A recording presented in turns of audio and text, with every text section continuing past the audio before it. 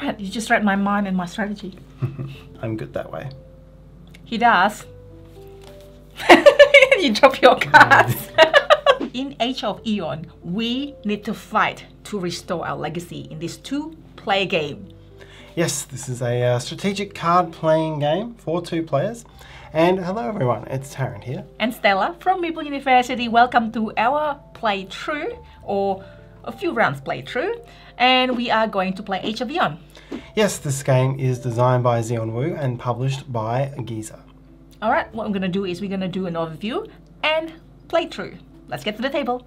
So here we have the field, and in this game there's actually 4 factions available with the game. Here is the red faction, the Inferno faction. Here we'll be playing as blue and yellow, and the game is played over a series of rounds. Each of us has 3 characters, one at strength 14, one at strength 16, and one at strength 18. And our aim is to win rounds, and each round that you win, you defeat one of the opponent's heroes. And whoever runs out of these first will be the loser. Now, what we'll do, I'll quickly set up the first round. So, within each round, there are 3 lands which we're going to be battling over.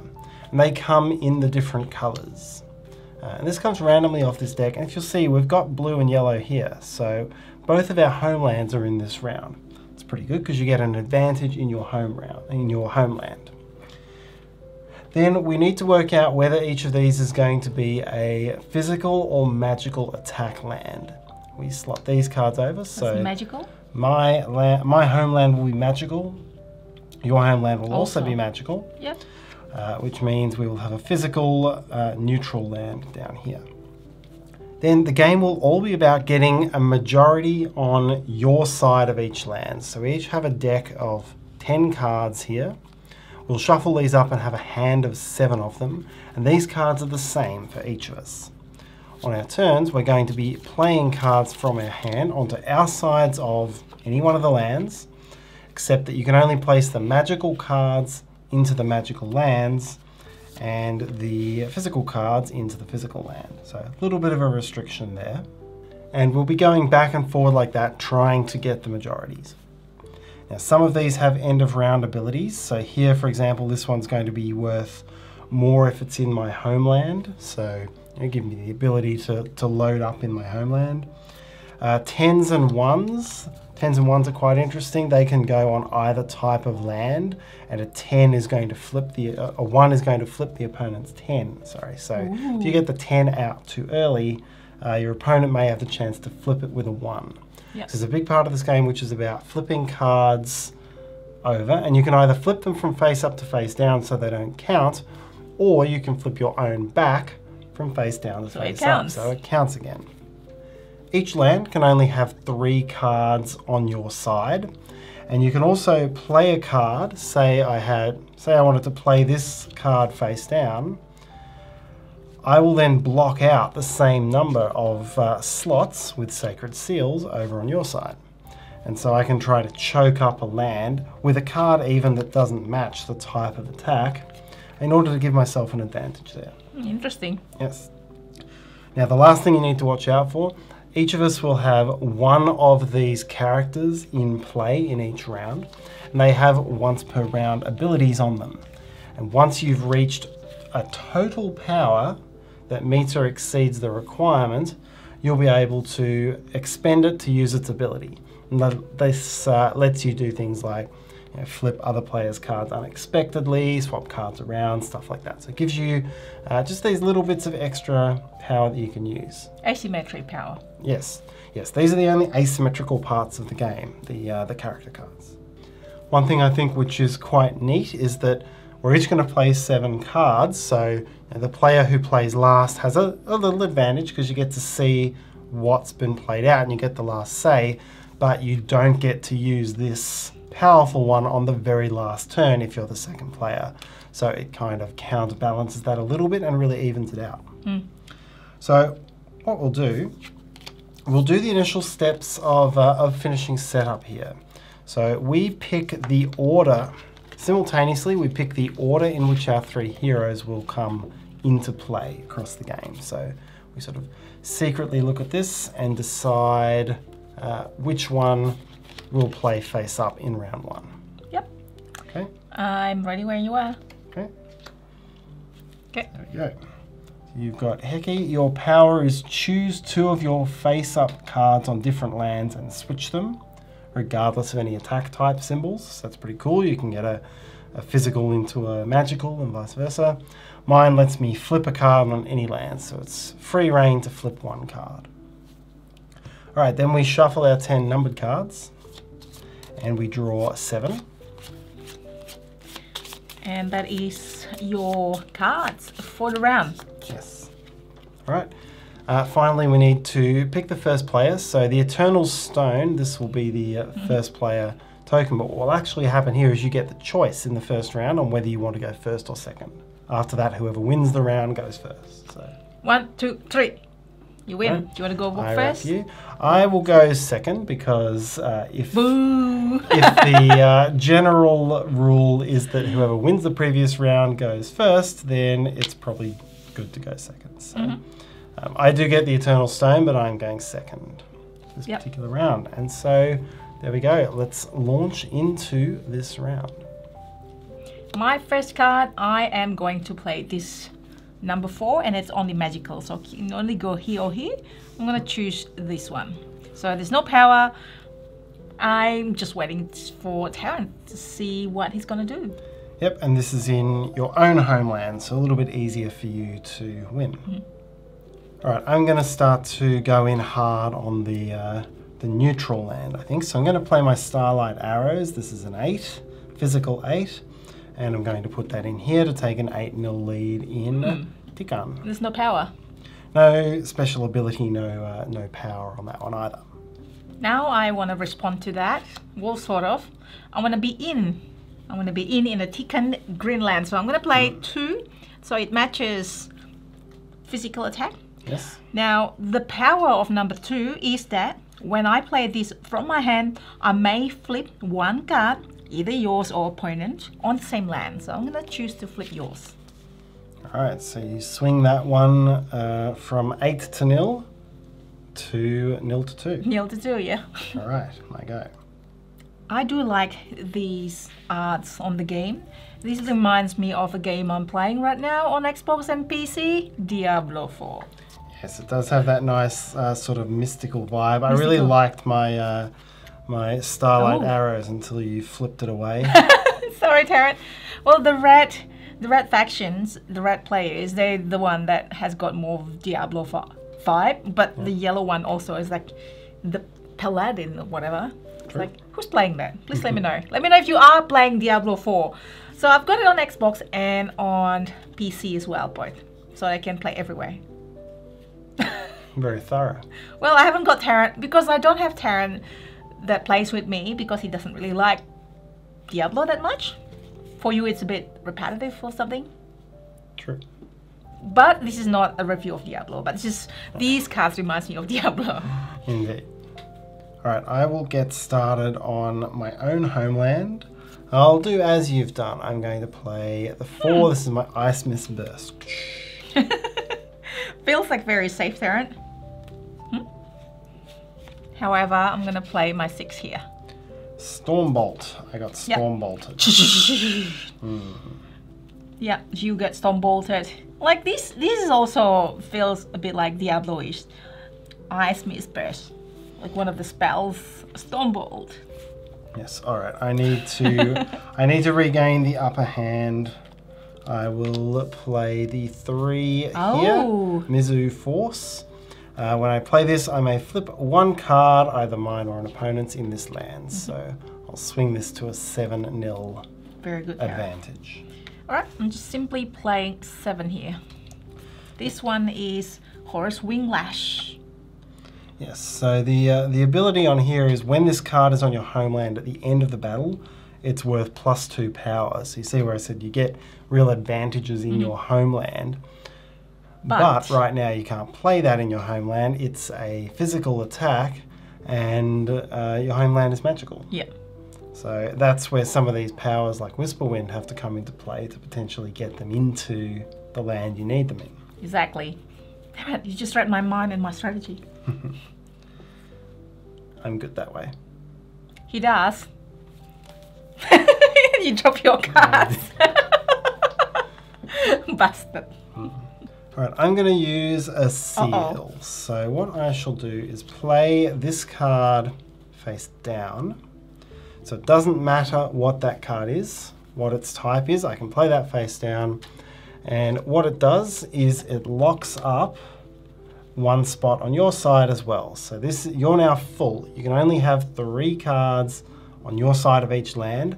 So you can't do anything else down here. Oh no. You can't add anything else to down here anyway. That's true. Gives me a bit of power.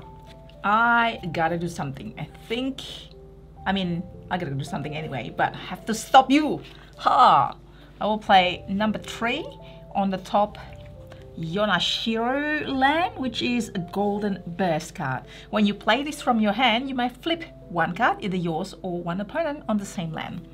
So I can either flip yours, but I think it's more beneficial if I flip my own, which is 6. Yeah, because I would still be winning the tie. Correct. Since it's my homeland. Yes. So it's back to 9 to 7, and you also now have enough power in play to Yep, play if I your want whisper to. in If effect. I want to. I still do not. I only have 7. Yep. Now, for those of you at home, I've got a little bit of a conundrum in terms of what the cards I have left are. So I've got to think carefully about how I can work this to my favour. How do you know everyone's at home? They might not be at home. They might be watching this at the park. They true. might On the be go. at work. Those of you in the ether. So Off time.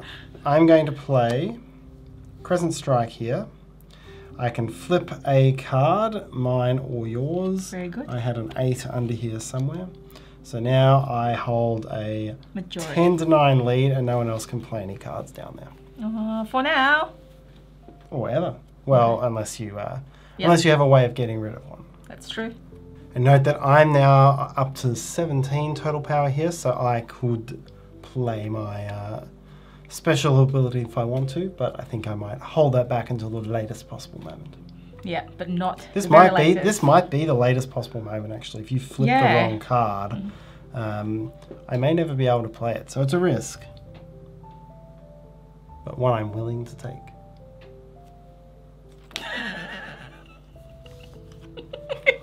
Every time you do that, you drop your cards. Just to prove I did it intentionally the first time. Did you? Yes? How about the second time? Play your card. Okay. Alright, Tarrant. Tarrant. I'm gonna play a number 10. And I wanna use the power. The Hickey Yep. power. My Whisper Wind power. Okay, so you can choose 2 of your face-up cards and switch them regardless of their power types. I'm gonna flip these 2. So just playing conservatively. If you flip it, that means, I don't know, maybe then you waste your power. Who knows? We'll see. True. Alright, so you have a 12-0 advantage here, a 9-7 advantage here, and an 11-10 advantage here. Oh. I'm not doing very well, am I? Oh yeah, your game's not end yet. Maybe you should stop dropping your cards. Maybe I should. Alright, my turn. I'm going to play this card face down here Interesting. and block you off here. And now this is my last opportunity to use my power. So I have 17 power here. This is a 16 character, so I can flip that there. This lets me flip any one card on any one land. Alright, I don't like the look of that. I think you've got something brewing here. Maybe is it part of sleight of hand magic trick? That's why you keep dropping your cards. I should be doing this. Come on, your turn. You drop your cards again. What did you do this time? Alright, so I'll use this. It lets me flip any one card, and I'm going to flip this one face up. Is it going to do anything? I'm still the majority. I think there's something's brewing. I think so. We'll see how I go. Okay then. I'm gonna play my last card here, blocking it out. Now this doesn't reset until the end of the round. Alright, so I get blocked out from here. I can't play anything else into that row. So my final turn, I really only have one choice, and I didn't quite have enough cards there. So I do at least win your homeland there. Yeah. 15 to 12. But you have won my homeland 9 to 7. And down here it was very close indeed, but 11 to 10. So there we go. We have finished the round. So what happens now is that at 2 to 1, you defeat me. My character who was in use this round is eliminated. Sorry, gone. And I flip over my new one in the order we set at the start of the game. Yours resets, and then the whole board resets. So you will get the Eternal Stone to be the first player. We sweep all of these out. I like this. I mean, I'm the first player, and you know, you think that you have the advantage, but yet you don't. It's true. Maybe. I wasn't able to make it work, I'm afraid. So all of our 10 get shuffled back together, and all of this gets reset as well. So these 4 cards, the types of combats, get reshuffled. And the lands get reshuffled, so you don't actually know whether everyone's homeland is going to be in the same round. This is interesting, right? Get drawn. So they are again. But yes, this is interesting, right? Because these are the 3 cards that I don't have, and we both have number 10 card. Yes. And these are high cards. So when you think you draw high cards, doesn't mean you're going to win. Or you know, if you draw low cards, doesn't mean you're going to lose straight away. Yes, all the low cards give you an extra flip capability. Yeah. That's really where the balance comes out. Yeah, correct. All right. So we draw, and then that is on to the next round. Yes. And so there we have it. That is one round of what will be a multiple round playthrough of Age of Eon. You can have ties in rounds as well, because sometimes the lands will be tied and won't be decisive. And what we'll do, we'll show you a couple of the other factions. So the main cards, the 1 to 10 cards, those are always the same for each faction, but it's these that give you the different abilities. So blue faction is all about flipping. I've got flip an opponent's card, I had flip any card, and I've got flip one of my cards, and then my face down cards are worth +6. So this one at strength 18 is very strong, and it adds an extra element to the game where you're not necessarily just focused on winning the lands, but also in keeping the opponent's power low enough that they can't use these powerful effects. Yes. Now, yours are much more about switching. So you've got switch 2 face up cards. Which we've seen. This one is moving a card, and then your most powerful is switch one of your cards with an opponent's face up card. So you can really swing things aggressively. Swing it, yeah. We've got the red faction. This is the Infernia faction. Knights of Infernia. Looks really cool. Yeah. So we've got destroy one card of each player, and then you draw more cards. So when this one's in the game, this is where those extra 3 cards will start to come into play. We've got destroy only one of your cards and then redraw, and draw 2 cards and discard 2 cards is the most powerful. So really lets you optimize what's going on in your deck.